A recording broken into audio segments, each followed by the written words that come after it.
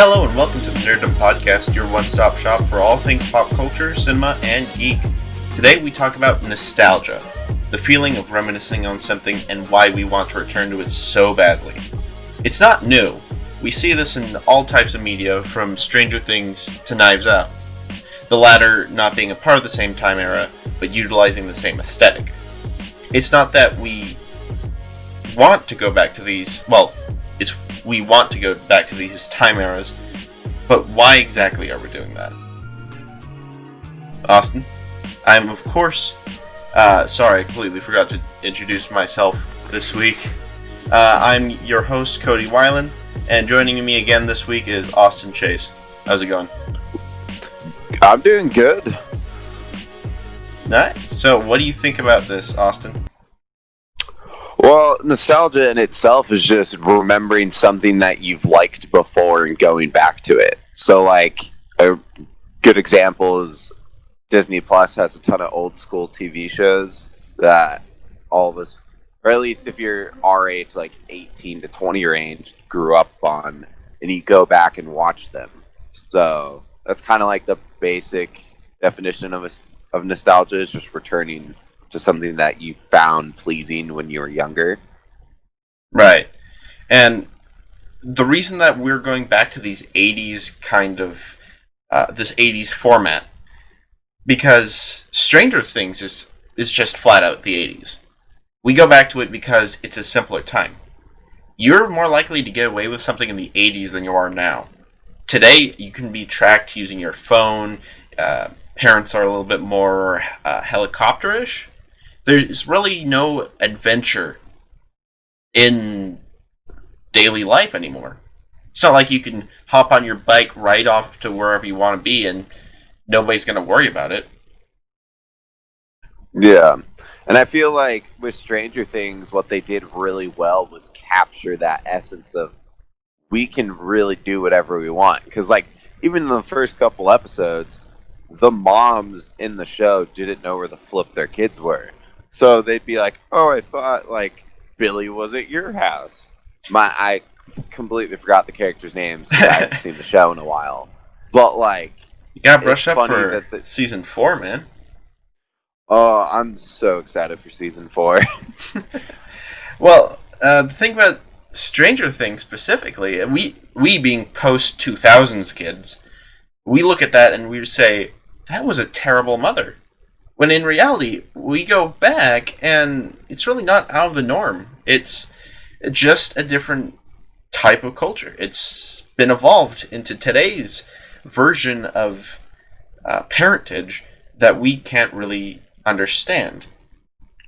Yeah, and for me, like, I think I have pretty chillax parents. Like, my dad just doesn't want me to get arrested, and then my mom is always like, as long as you're with safe people and you're not doing anything that will get you arrested, you can have fun. And, like, I don't really have a set curfew, so I like to think I have a little bit more freedom than the average kid, but there's still have some rules versus, like, the 80s when you had, like... Yeah, if you said, I'm gonna be out for the span of 6 a.m. to about 5 p.m., there'd be no question. You'd just go. Yeah. Like, I'm 18 and I still have to call my mom and be like, "Hey, I'm gonna be out past midnight tonight, so exactly don't wait for me." Whereas, like, you wouldn't need to tell your parents because you couldn't, because you didn't have a phone. Right. And that's another thing. These shows do so well because there's an air of mystery to it that isn't spoiled by having a phone. Like, I can guarantee you in Stranger Things, if they had a phone, a lot of the situations that they got into would not have happened. Yeah, and I feel like one of the funniest scenes from the show is when one of the kids has to go to a library. And I don't want to go too much into it because I don't want to spoil anything for anybody who hasn't seen the show, because it's definitely worth watching. But it's still, like, I rewatch it every now and then, and it makes me laugh so hard. Like, if you had a phone, you wouldn't need to go to the library, and you wouldn't have that scene. You just Google, what is Demogorgon? Yeah, exactly. So like that kind of stuff is probably some of the best jokes, and that's all based off the fact that they didn't have the technology we do. And stuff like that where you go back to like an older time period is always so cool. Yeah, even in that scenario, I would love to be in the 80s. I don't know. Just having my bike and being told, okay, you can ride out to wherever you want to. I get it's not the same, and we're nitpicking a very specific portion Of the 80s. yes, like the small town, middle of nowhere. If you're in Maine, you're pretty much screwed because Stephen King bases most of his stories in Maine. So if you're in Maine in the 80s, you're in some trouble. But yeah, I feel like with everything that's going on in the world these days, it's always nice to look back at it. I wouldn't say simpler time, but like kind of a simpler time. Yeah. Like there wasn't a whole lot to worry about in the 80s besides like coming right out of a war. And That was going towards the end of the Cold War. yeah. So like that was about it, but Yeah, not a whole lot. yeah, and people look back at the 80s, even from an economic standpoint, when they talk about Reagan. They talk about Reaganomics, and I'm not going to go too political into this, but people look back at that decade and they realize that that was an ideal time for America. It was we were just coming out of what was it, depression or recession? Pretty sure it was depression. Yeah. But at that time, the economy was actually looking up. We weren't doing as bad. We were going through this new age of revival as America was building itself back up. And the 80s is also is our parents' childhood. That's where they were kids. That's what they want to go back to. Yeah, and a majority of the like, if you think about all the other stuff that came out of the 80s, like that's when a lot of our like modern day bands became a thing. Like a lot of the really famous bands started in the 80s, and a lot of like music genres kind of started up in the 80s, early 90s. Oh yeah, absolutely. So like a lot of the stuff that we listen to now just based off music alone happened in like the 80s and 90s. Heck, even the 70s, some song like 70s was huge for music. oh yeah. Well, and you have shows like that 70s show that's a direct callback to the 70s. Mm-hmm. And that was like, mind you, I liked the show. Looking back, it used its laugh track a little bit too much. But it was still like, it's still one of my all-time favorite comedy shows. And it's based in the 70s. Right. So it's always funny looking back at like shows like that where they could take a specific era of time and then capitalize on it and make it like a 9-season show. Mm-hmm. And some of the things about that is that it's not necessarily utilizing that time era. It's focusing on the characters, which makes it timeless. For a show that's called That 70s Show, it seems like something that could happen today. There's some situations that, okay, it might not happen, like, what's Red Sun? I haven't seen Eric. Yeah, I haven't seen the show in a minute. But Eric getting the station wagon as his first car, that was... I don't think that would actually happen today, just because the station wagons are kind of out of circulation. But that's just what dates the show. Yeah. Everything else, though, is current. It stays... It could happen today. Yeah. And I feel like that's what's great about looking back at stuff like that is, especially because that 70 show is a relatively old show now. Oh, yeah, it's absolutely old. Yeah. So, like, there's a ton of good shows like that. Like, The Office is a pretty old one. I hate talking about Community in every episode so far, but, like, Community's a relatively older Man, I show wonder. now. I wonder which show. Friends. I wonder which show is Austin's favorite show. Oh, that's easy. Painting with Bob Ross. But Whatever happened to Bob Ross? dude, I think he died, didn't he? I don't know. Here, I'll look it up really quick. I'm pretty sure he died. I remember Bob Ross alive? Question mark. He's see, as much as we talk about nostalgia, there's some people that just disappear without a trace. Like, Yep. He died July 4th, 1995 from lymphoma or lymphoma. oh, okay. Me no read so good. Well, are we sure that he's actually dead? We could be. He could. We could be dealing with could be pulling one of those hidden bunker maneuvers. Elvis Presley and Bob Ross are just chilling in some World War II bunker. Dude, I've always there. Well, I don't know. I just had a complete brain fart of what I was gonna say. I've always wanted to have a show based off of bunker. So like a group or something gets trapped in like an old World War II bunker, and then they pop up in modern day. I feel like that's been done before. It has. That was Kimmy Schmidt. That was the Netflix one. She was in a cult, went into a bunker, and then got pulled out modern. Right. That also happened in Cloverfield. I've never actually seen any of the Cloverfields. Me neither. I've seen like the trailers for it and seen clips from it on YouTube. And for the life of me, I really can't think why it was so hyped up. Yeah. Well, that and like, I just feel like it's not the kind of movie that I like. I usually lean more towards like the adventure kind of like base of stereotypical adventure action movies with really good CGI and effects in it. Mm-hmm. So those are like the ones that if they like, I'm trying to think of one coming out soon. Like Ready Player One has a second movie coming out. Does I it? freaking loved Ready Player One. I watched it probably What's upward into the hundreds when it first came out. what's the sequel called? Insert coin to continue.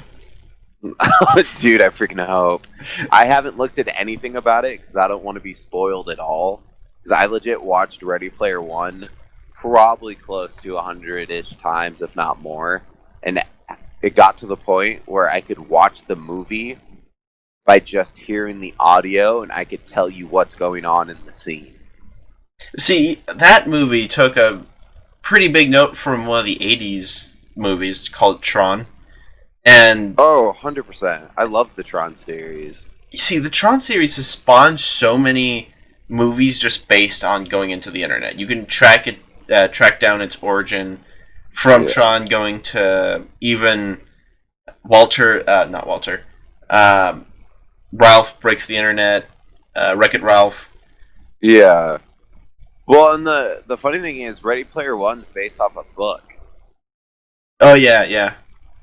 I forgot I don't know if the book came out before Tron or after Tron.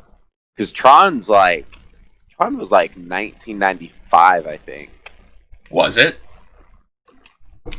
I think so. I might be completely off and thinking of like one of the continuation movies. It's actually 82, 82. so a little off. Yeah, and then they had the Tron Legacy movie, and then the Tron Uprising like TV show. Yeah. That was kind of like later. See, and I hate to say this, but I don't think Tron scales well with time. Yeah. Like, compared to Ready Player One, it doesn't seem all that cool. Anyway, and I hate to say that because it was such a monumental film that laid the groundwork for movies ahead, but it's still a product of its time. Yeah. And I feel like with the Tron, like you could look at the Tron TV show I watched that probably right at the beginning of quarantine just because I hadn't seen it since I was like 10. And it's like, it was a pretty good TV show. It didn't have like that crazy of a story, but I just liked it because it was like, ooh, guy goes into computer world and then fights people with discs. Yeah, and, So like, it wasn't bad. and the 80s was a weird time for cartoons, animation, and just like sci-fi in general, because Yeah. it did something amazing that today we would never fly past the censors. They would get dark storylines and just run with it. And I loved that, and I hate to see Disney not go with that anymore. Because do you remember the Black Cauldron? Oh, 100%. That movie was so friggin' dark. It wasn't like, if you compare that to Frozen and you just like took the backgrounds and the scenery pure face value, it's not even comparable.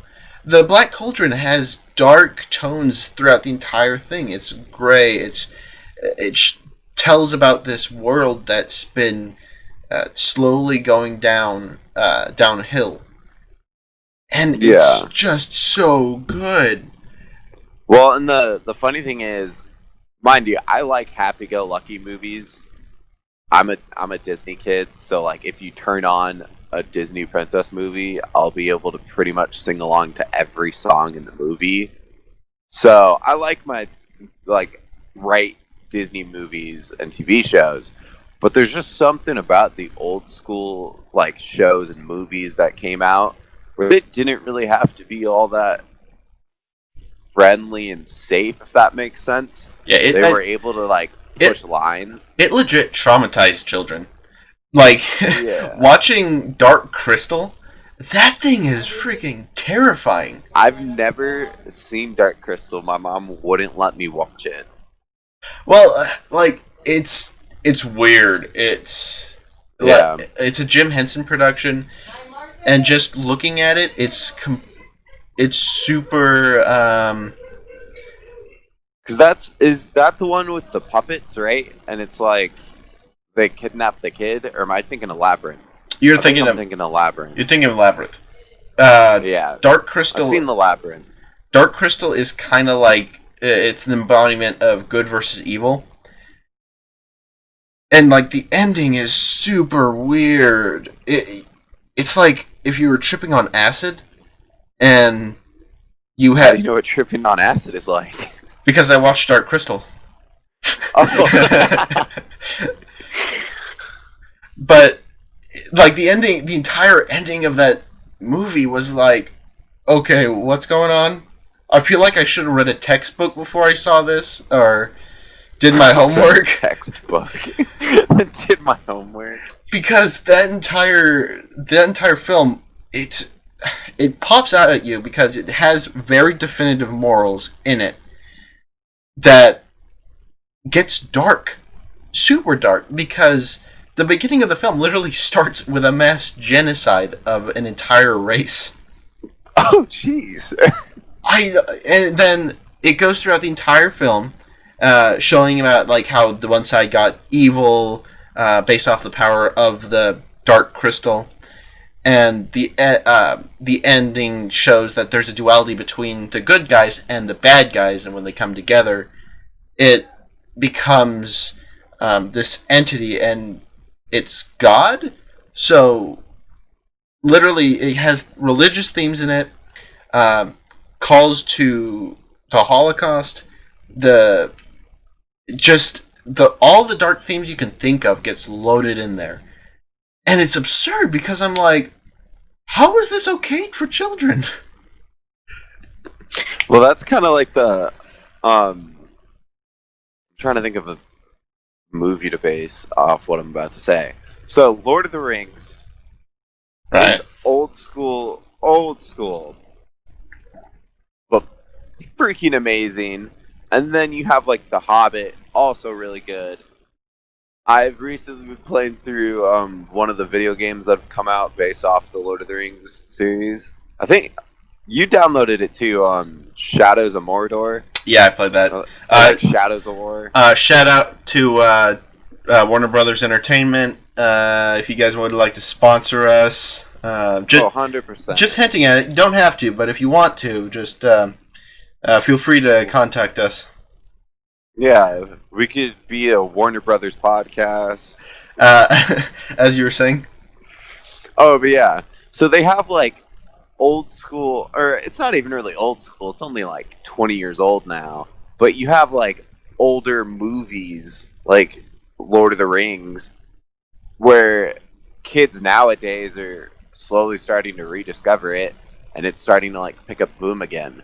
So stuff like that is always really, really cool, where you have like older movies that we kind of grew up on that are like still super popular today. Yeah, doesn't that make you feel old? We're only 18. You can speak for yourself. I'm still at 17 for another 16 days. Oh, that's right. That's right. So technically, I'll be 18 when I get to college by a day. Yeah, that's fair. I still think it's weird that we finally like. It's weird thinking that we're talking about movies and being critical about stuff when we're not even 20. Like, I mean, you think we've about never directed a movie. I mean, yes, but at the same time, you also have to realize that we are the target audience that they're trying to go for. Yeah. So when And when they pitch I it, do like to okay. preface. Oh wait, you go. No, go ahead. Oh, I just want to preface this. We did video production, or at least I did video production for all 4 years of high school and worked on many projects with a lot of professionals in the field. I don't want to drop any names, but the school was able to get a ton of trained professionals who have worked in Hollywood. So we have a slight idea and knowledge of what we're talking about just based off the fact that we've worked around stuff like that before. Obviously not to the scale of like a big budget movie, but we've had our fair share of projects, and we know kind of how We've goes. We've been on sound stages for recordings. Sets. Yeah, we've like done TV show sets. We've done short films. Actually, on the YouTube channel, we have some of the stuff, some of the work that we did. Yeah, we've been to a ton of Canon workshops and Sony workshops. So, like, we've done a lot of stuff to kind of, I wouldn't say validate our argument, but we've done work akin to this. Yeah. But you also have to realize that not to their scale. We're not talking specifically about camera work or any of the technical aspects of this. We're talking about purely story. With story, there's a lot more leeway with that. Because you don't have to be certified storyteller to get a story done. Yeah. Like, I was watching, I can't remember the name, but it was like a fan-made, basically like a fan film for Star Wars. And the entire, like, short film is shot through the, like, view of a TIE fighter. Mm-hmm. Like, it's left. A TIE fighter is like a spaceship that shoots, if you're not into Star Wars and don't know what I'm about to talk about. But basically, imagine, like, flying a drone, and you're looking through the drone camera. That's the entire view that you have, it's like a 5-minute fan video. It's just a POV film, yeah. Yeah, and it legit, like, it was so cool to see how someone can take an already existing idea of Star Wars, and, like, I know we've talked about Star Wars a lot these past couple episodes, but, like, Star Wars is one of the biggest film franchises of all time, and it's definitely nostalgia based for a lot of people. Oh, absolutely. So to have something like that get translated into newer projects for people, and still people having passion for something as old as it is freaking awesome. Because it's been renewed so many times. It's been a staple in pop culture for so long. In 70s Show, they had an episode just about going to see Star Wars. Oh yeah, and like Goldbergs is a TV show. Oh yeah. Nowadays that's still like getting episodes made, and it's based off a kid growing up in what year? I can't remember the year. Well, it's the 1980s, so yeah, 80s. So like and it's a really popular show, but they have a couple episodes based solely off Star Wars. Yeah, and Star Wars is one of the biggest titles out there. And when you look back at it, you see the first film, and from a story perspective, it's perfect.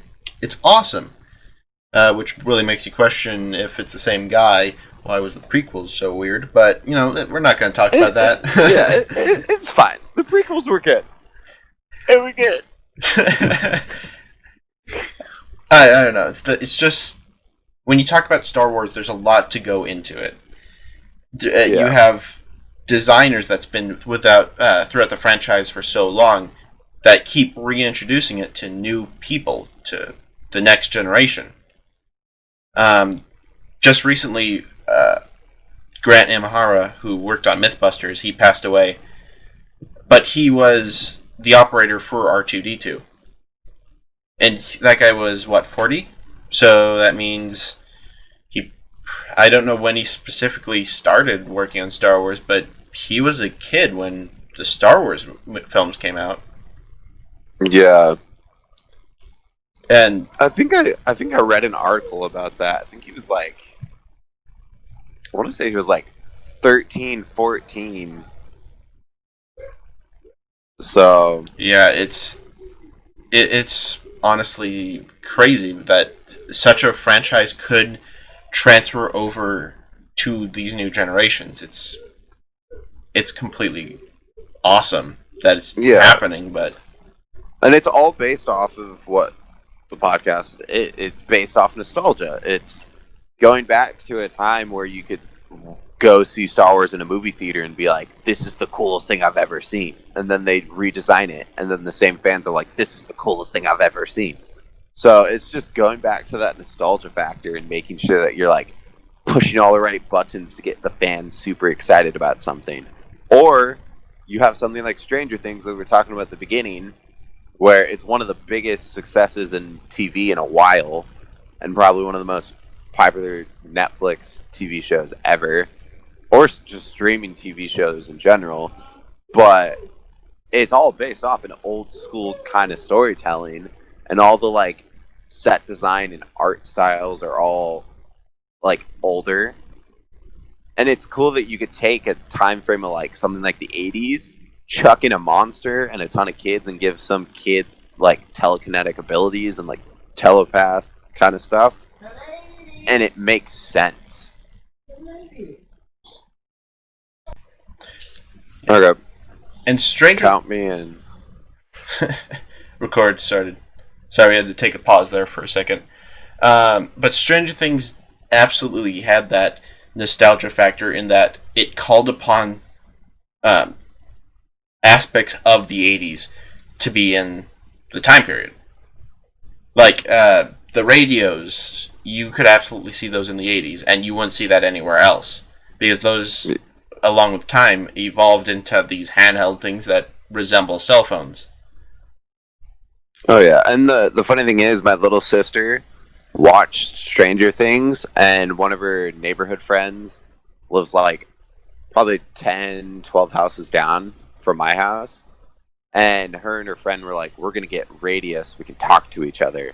And sure enough, they bought radios within the week and have been using it ever since. So they still they talk on radios, and that all came from a show based in the 80s. And see, that's kind of what cell phones ruin, because with radios, you have the feeling that, oh man, this is so cool, I'm picking up the radio waves. Instead of with a cell phone, it's I'm picking up my service, let me call some people. It kind of takes away from the cool factor, because of the radio. Yeah. You always had this 0.00001% chance that you pick up something else. Yeah, one of my friends, and back when we were still in school, because Cody and I graduated now, right? So that's nice. But one of my friends downloaded a walkie-talkie app on his phone and walked into my third period and was like, "Hey, look, I downloaded a walkie-talkie app. You should use it too, so we can talk." And I was like, "Can't you just call me on the phone?" And he looked me dead in the eyes and he was like, this is what's wrong with our generation, and turned around and walked out of our third period. And I was like, oh, okay. Man, and you couldn't have bought a right walkie-talkie. I know. I was like, okay. And apparently, like, the app runs on the walkie-talkie frequencies, so you could like actually like someone could have a real walkie-talkie, and then you could have the app, and you could talk to each other through the phone and the walkie-talkie. So like, I thought that was cool, but I was like, why can't you just call me on the phone? Yeah, it's phone calls are weird. Do you regularly call people? I know that in this time where Corona's keeping us all isolated, phone calls might seem a little easier to approach, but there's still like a bunch of video calling services. Even right now, we're doing this virtually over Discord. Yeah. Like, I talk to you over the phone a lot, and then a couple. I'm Mormon. Just to preface this, a couple of my church friends all hop on Discord chats and like phone call groups. So like, I keep in contact with the people I want to keep in contact with, or that I can keep in contact with. So I definitely use my phone more during this time than I did before the whole quarantine and shutdown happened. Of course. And But these, it kind of hurts me to like have to use my phone so much because I just didn't like using my phone. I like talking to people in person, but when this hit, everything gets thrown up into the air and you can't socialize with anybody. yeah. Well, and the funny thing is, like, before, so I take pictures and do video stuff, and a lot of my favorite spots to go shoot at are, needless to say, shut down now because of quarantine. So I've had to get creative with where I go and what I'm doing, and it's kind of fun to be able to go to some of the older spots I used to go to when I was kind of a kid. I have a park by my house that's fenced off. Basically, the city kind of shut it down. It's in like a gorge type thing. So when it rains, the park would get filled up to the point where it's flooded, and then it'd destroy everything. So the city shut it down, and it's fenced off. But it's kind of like a really cool, secluded spot to go take pictures at. And there's a couple like hiking trails that have sadly been closed due to COVID and just people ruining the area. Mm-hmm. So definitely had to get more creative. Hiking trails are closed down? Huh? Hiking trails are closed down? Yeah, there's some behind my house, but they all got closed down. We live in a city in California, so like we're kind of a beach-going city. I didn't know that hiking trails were closed. I thought everything outdoors was fine. It depends on where you're at. One of my friends in Colorado, I visit Colorado a lot. One of my favorite hiking trails is, actually I won't say it because I don't want to drop a location, but one of my favorite hiking trails has been shut down until the end of the year because it's like a city run thing where the city comes in and cleans it up. So They just shut it down so that way no one can ruin it. But like last night I was on I took a ladder and put it up against my house and went onto my roof with two of my friends to watch the stars because none of us have cameras right now. So we were like, we're going to do astrophotography, and then realized, oh wait, we can't. Dude, so you should watch the stars. Should have called me up. I got my T4i ready. I have to get a speedometer if I want to do any time lapse stuff. Yeah, for people who don't know what a T4i is, it's like it's a pretty older camera now, considering. Well, oh wait, not speedometer, intervalometer. Yeah. I have to like actually order one of those because it's a feature on cameras that have been taken away slowly, but then added back depending on which model you get. But there's something called interval shooting, which on older cameras wasn't really there. But then as you got newer and newer, they start adding those features back in. My camera was, I want to say 2010 when I got it. So it's about a 10-year-old camera, so it does not have much of the well requested features. And when Canon announced that they were doing a program where you can use your Canon camera as a webcam, my camera was a couple generations short of that requirement to do that. Yeah, and the funniest thing is during this quarantine, I have a little bit of cash, but I opened up a bank account, which was like weird because I actually had to like go to the bank. Rolling in cash money? Sure, we could say that. But so I got a couple different like service things that I signed up with. And it's been weird being able to like spend money even though we can't really leave our houses all that much. Like we're not supposed to. You're not really supposed to interact with a whole lot of people. So it's been interesting being able to get more into like, hey, there's this cool thing called DoorDash or like Grubhub. Feel free to sponsor us. But it's been interesting that like if this happened in the 80s or like the 90s, it would have been completely different. Like the nice thing is we all have technology and can kind of keep in touch with each other and be able to do stuff like this, like a podcast over Discord. So it's always nice being able to live in a technology-filled era. Right. Where we can remain isolated. And still interact with each other. Yeah. Yeah, that is a weird part about the 80s, that if this happened in the 80s, things would just be chaos. That people would be super confined. I don't think anybody would have lasted as long as we have in isolation. Yeah. Well, because I think we're nearing like close to 110 days. I think. Maybe 120. Man, imagine if this went on for a year. I mean, at the rate we're going, it's probably yeah. I'd be surprised. Yeah, this quarantine's been hitting pretty hard. Yeah.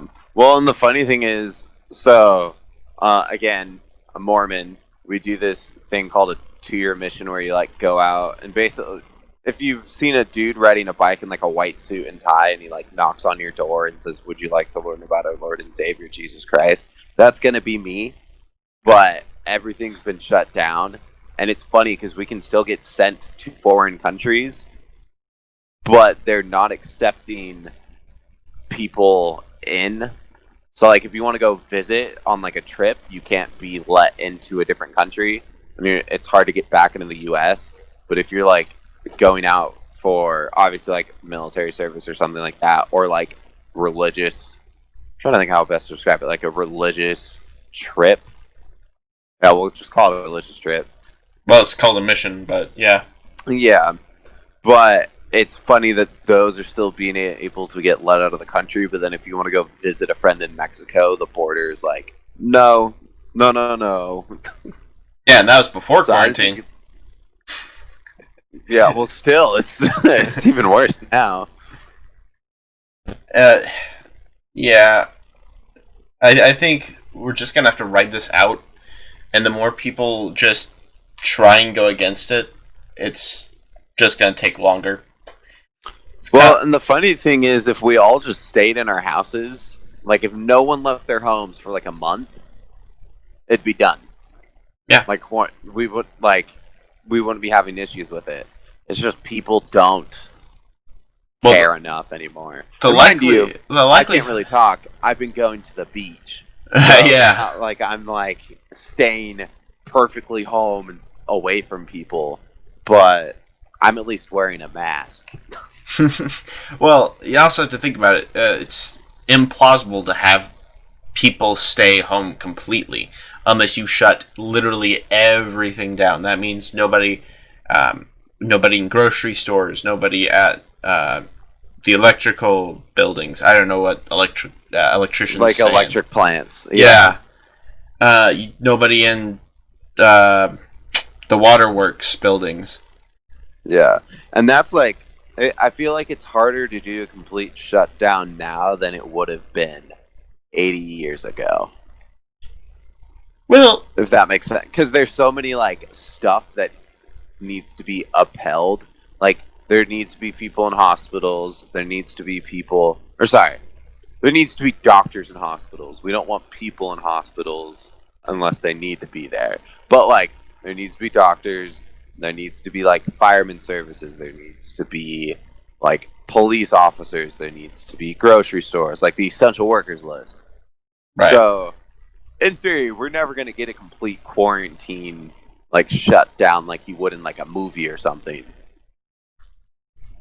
Yeah. So, And I really hate to say it, but maybe this is a good thing. Maybe this is a wake-up call to knowing how to respond to these kind of situations, because I feel like nobody responded correctly.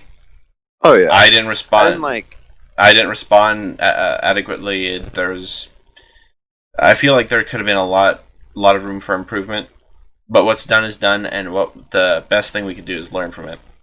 yeah, and, like, I feel like with masks, like, China year-round wears masks. Like, people in China are constantly wearing masks and stuff, and it's because they're so, like, condensed, and, like, it's such a highly populated area.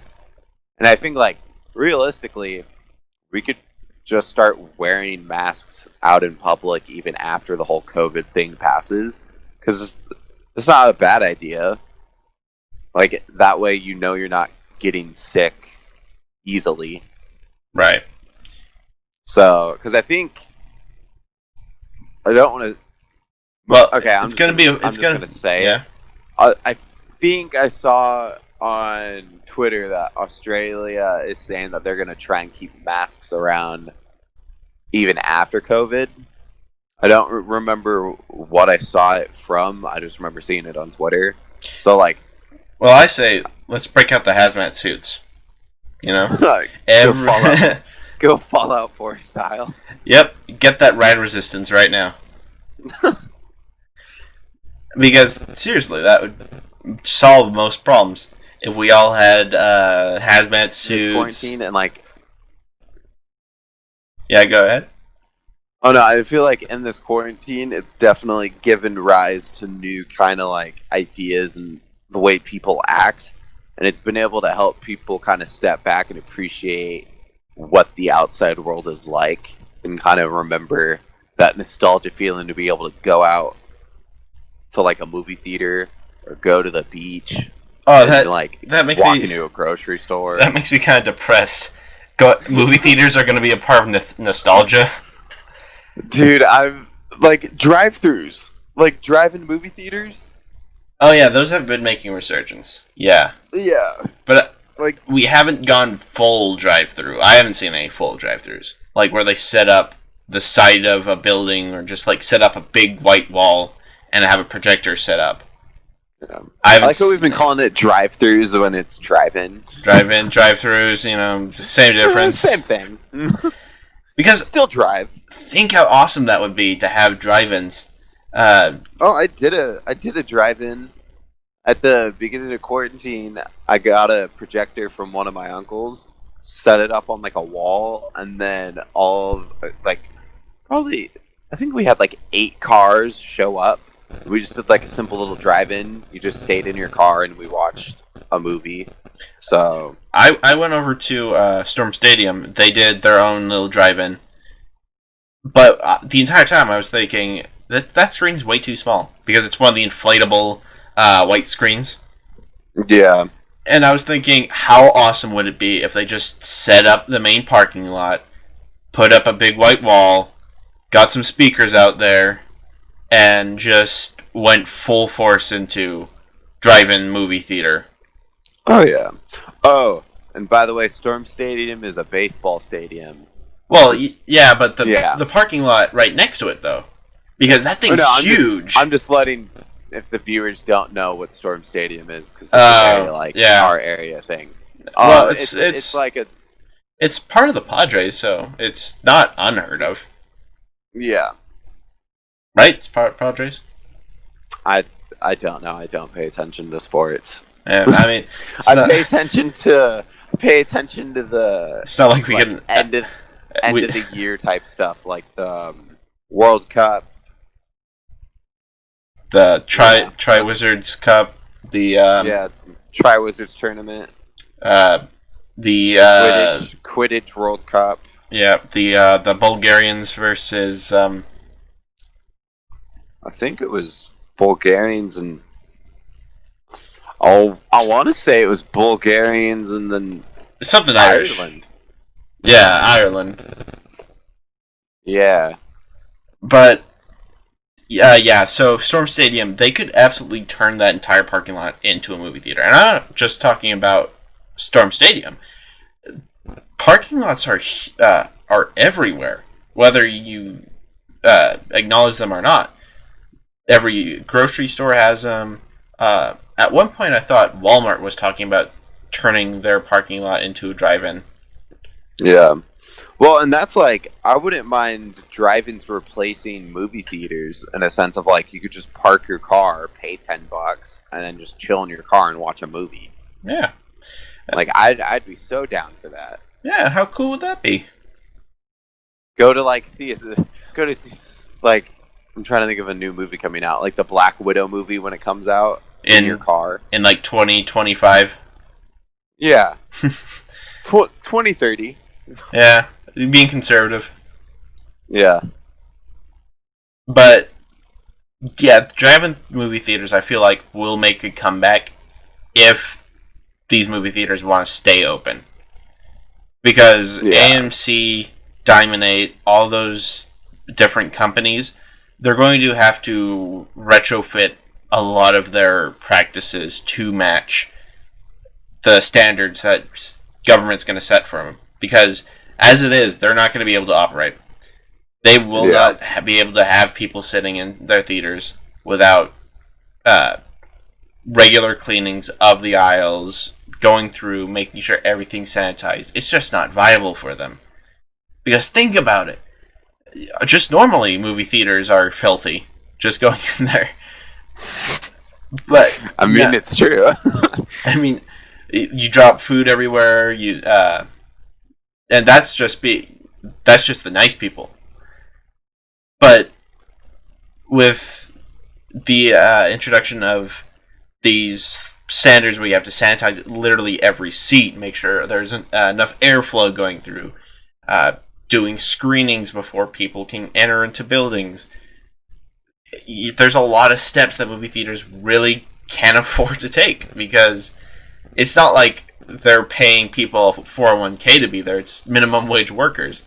And you're asking them to do 5 times that of what they're regularly doing. Well, and the funny thing is, I was thinking about, before we started the podcast, because I knew we were going to end up talking about movie theaters, I was like, it'd be so sad if, like, a viewer, like, let's say this podcast gets super popular and, like, 10 years down the line, which it won't, listens to it, and it's like, what's a movie theater? Like, if my kids ask me what a movie theater is, I'm gonna cry. Well, here's something a little bit more depressing. What if that kid 20 years down the line's like, what's a podcast? I legit last night, my sleep schedule in quarantine has been go to bed at 4 a.m., wake up at like 10 a.m. or like 11. Right. And I probably listened to like 6 or 7 podcasts last night. That's way too many for me. Yeah, but I listened to like 7 hours and was just like sitting there playing Halo and listening to podcasts. Yeah. See, podcasts are nice just to like pass the time with. If you just want some like noise in the background.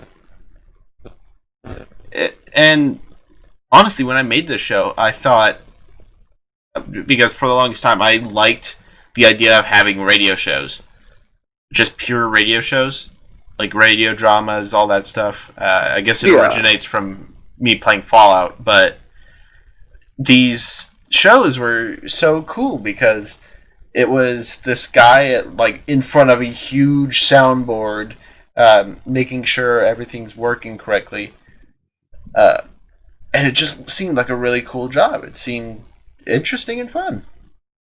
But that was... Well, yeah. that's something that's been aging out. You could see that stuff in Stranger Things all the time, but today you're not going to see that as much. Now you're going to probably see a radio station where they put on music and then talk every so often, or if it is a talk show, it's something like MSNBC or something like that. Well, and the funny thing is, you have shows that kind of run like podcasts, like the Tonight Show, Jimmy Fallon. What's that British guy? James Corden? Yes. Then you have like Jimmy Kimmel. So you have like shows that kind of run like podcasts. And I feel like podcasts are a fun way to like express your opinions on things and be able to talk. And like, mind you, no one will, like, there might not be anyone who listens to the podcast, but it's still fun to be able to talk about stuff. Right.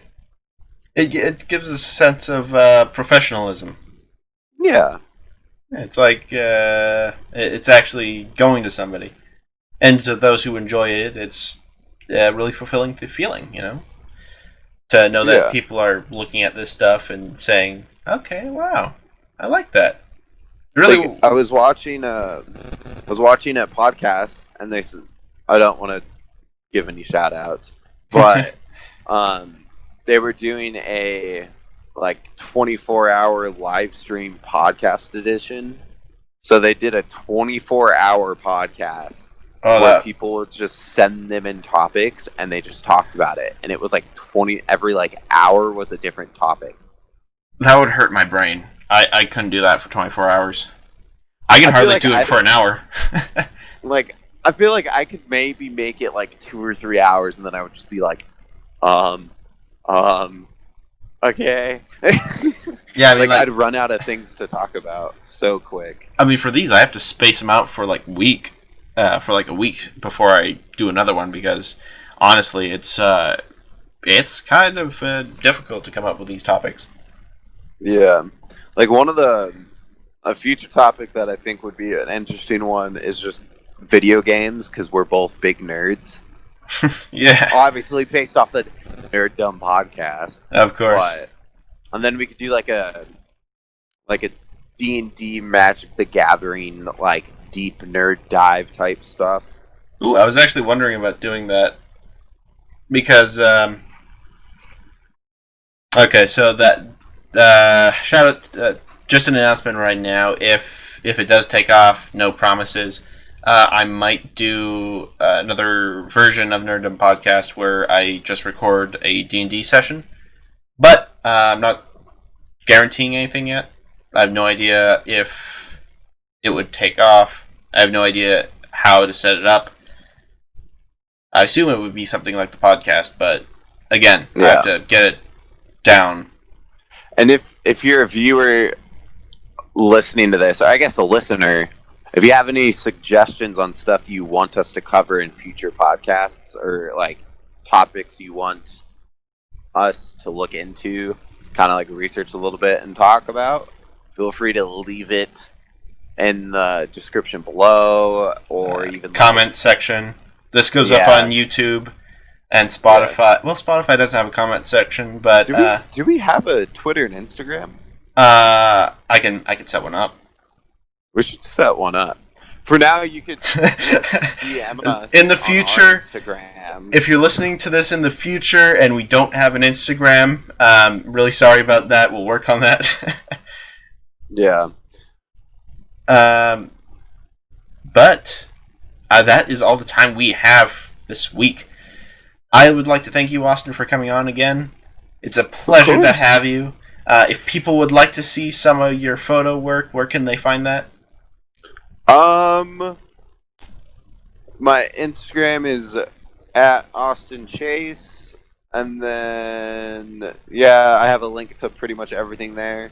At this point, I'm basically a co-host, so essentially, you know. Yeah. If people drop out, then yeah. It's been fun. I enjoy it. Yeah. So, I'd just like to thank you guys. Join us next week where we'll talk about another topic about nerddom. And as always, I would like to bid you a good sleep. Good morning if you're listening to this in the morning. Good afternoon. Good evening, good afternoon, and good night. Sorry. Oh, and one last thing. If you haven't seen our previous, or if you haven't listened to our previous 2 podcasts, go and make sure to give those a listen too, because we talk about similar topics, go into more detail.